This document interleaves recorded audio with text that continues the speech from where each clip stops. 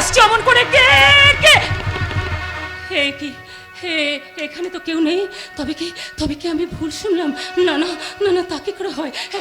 এখনো যে সরমার বুকটা শিউরে উঠছে। ওই যে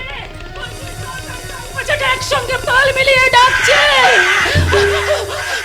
তুমি এমন উন্মাদের মতো এখানে বসে লেগে? ওই শোনো রাতের বেলায় কাকের ডাক। ওই দেখো কোথা থেকে একটা কালো মেঘ এসে আমাদের বাড়িটাকে ঘিরে ফেলেছে। চারিদিকে যেন অসময় ইঙ্গিত।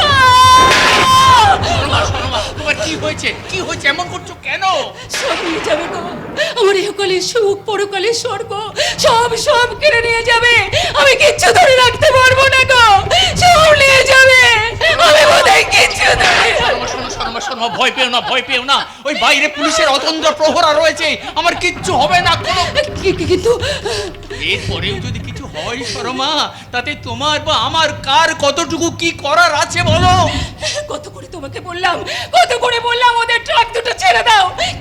কেন তুমি শুনলে না আমার কথা? তা হয় না শর্মা, তা হয় না। অন্যায়কে মুখ বুঝে মেনে নিলে অন্যায়ের পাল্লা ভারী হয় আর আত্মসম্মান নষ্ট হয়। যার শরীরে কোনো জোর নেই, সেই রকম সম্পূর্ণ নিরস্ত্র মানুষকেও অন্যায়ের বিরুদ্ধে রুখে দাঁড়াতে হয়।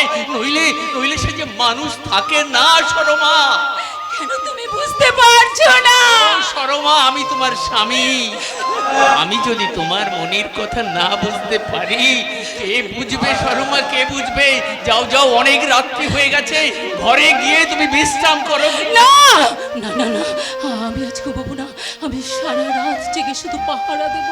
সকাল থেকে আমার ডান চোখটা নাচছে। তাই তো আমি আমার মনকে কিছুতেই শান্ত করতে পারছি না, কিছুতেই না। তাহলে তুমি কোথায় যাবে? ঠাকুর ঘরে, রাধা মাধবের চরণে নিজের ভাগ্যটাকে বন্ধক রাখতে। সে ছাড়া আমার মনের কথা কে বুঝবে গো? কে শুনবে আমার বুকের মধ্যে জমে থাকা বাবা কান্না? কেউ শুনবে না গো, কেউ বুঝবে না।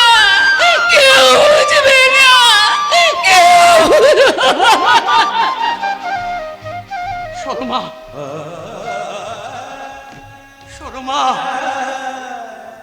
কালো রাত্রির আলোকে যে আজকে স্বয়ংবরা, নানা দিকে নানা হাতছানি দেখি বিপুল ধরায়। ভীত মন খোঁজে সহজ পন্থা, নিষ্ঠুর চোখ বিষাক্ত আস্বাদময় ইমর্তল হীন স্পর্ধার ধূর্তের মতো ছিনিয়ে আমায় নিতে পারো। আজও সুযোগ পেলে। কে ওখানে? কে দাঁড়িয়ে? না, এগোবে না।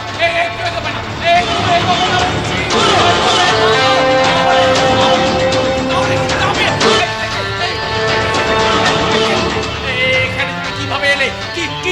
কি চাও তুমি? কি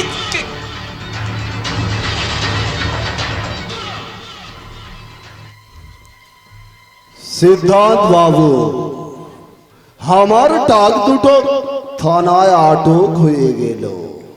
बहुत बड़ा देशभक्त আছেন আপনি, इसलिए আপনার জন্য ইনাম পাঠালাম। মত আপনার সামনে।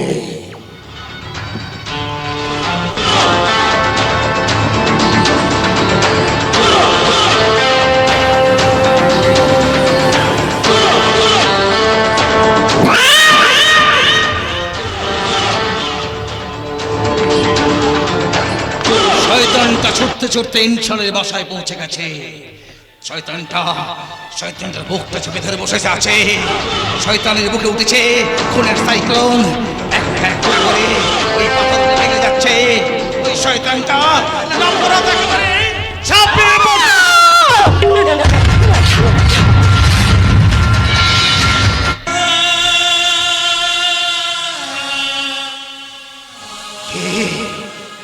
কে তুমি?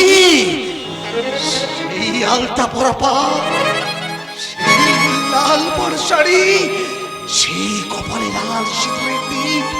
কে তুমি? এমন করে চুপ করে আছো? কে তুমি? আমার শাখা সিঁদুর আলতা কেড়ে নেবার আগে তোমার ওই হাতের ছুরিটা আমার বুকে বিধিয়ে দাও। যত রক্ত পেলে তোমার পিপাসা মিটবে আমি দেবো সেই রক্ত। দাঁড়িয়ে আছো কেন? তোলো ছুরি, বিধিয়ে দাও আমার বুক লক্ষ্য করে। আমি আমি